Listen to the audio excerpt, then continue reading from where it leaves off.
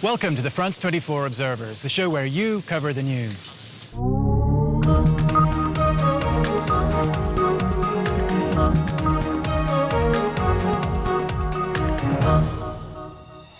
Our observers are our eyes and ears around the world. They're ordinary people who find themselves at the heart of extraordinary events. They take photos and videos on the scene, then send their reports in to our journalists here in Paris.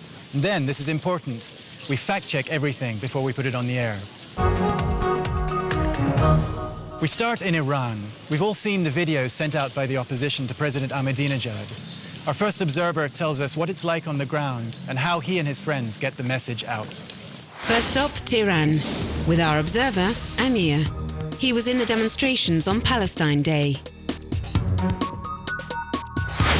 Protest was started at 10 o'clock in Tehran. I myself just started the protest with a very small number of people near the Azadi Square. People gathered in different groups, showed the green symbols and starting the chants supporting Mousavi and supporting Karoubi. What I saw was an attack from the Basiji side to the Mousavi supporters. I saw one motorbike person related to Basiji forces or security forces. But when he didn't stop filming, a large number of Mousavi supporters just tried to get that handicap from the guy. The Mousavi supporters just burned that motorbike.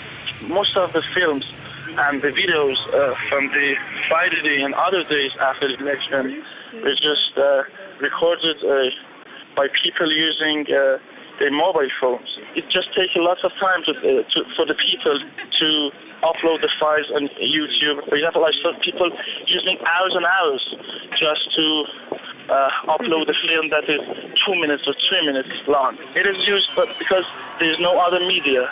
This is the only way that we can express our movement. Talking to the foreign press is a crime in Iran, and Amir risks going to prison for sending us this report. We take this very seriously. We do everything we can to protect his identity, but still it takes a lot of guts to get the message out. Our next observer is in China. He is taking on the authorities too. Wuhan in central China, with Wang Haofeng. He took a trip across the river to the village of Hongshan and tells us what he found.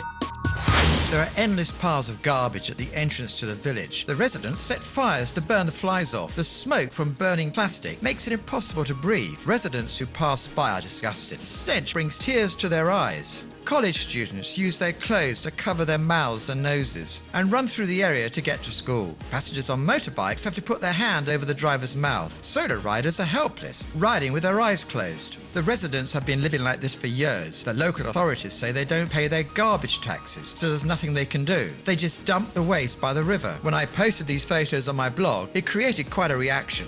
Now the authorities in Wuhan are finally doing something. There were more than 300 angry messages on my blog, and they've sent lorries to the village to remove the waste. Finally, after 5 years of living in a rubbish heap, the residents can breathe a little easier. Our observers also know how to have some fun. Next up, we have some tourism. The desert of Saudi Arabia, with Emmanuel Gaiton. Mada-in Saleh, tombs cut into the desert rock 2,000 years ago. The sister city of Jordan's famous Petra, it could be one of the world's greatest tourist sites, but for years the Saudi authorities kept it under wraps. Emmanuel took these pictures on a rare visit by a French Navy delegation.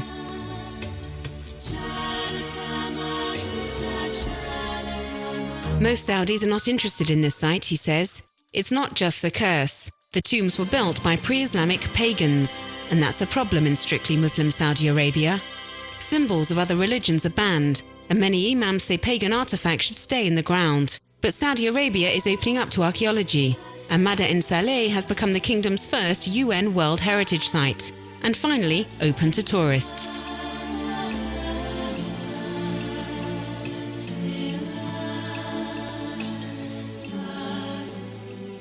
That's it for this week's show, but there's much more online on our website, observers.france24.com.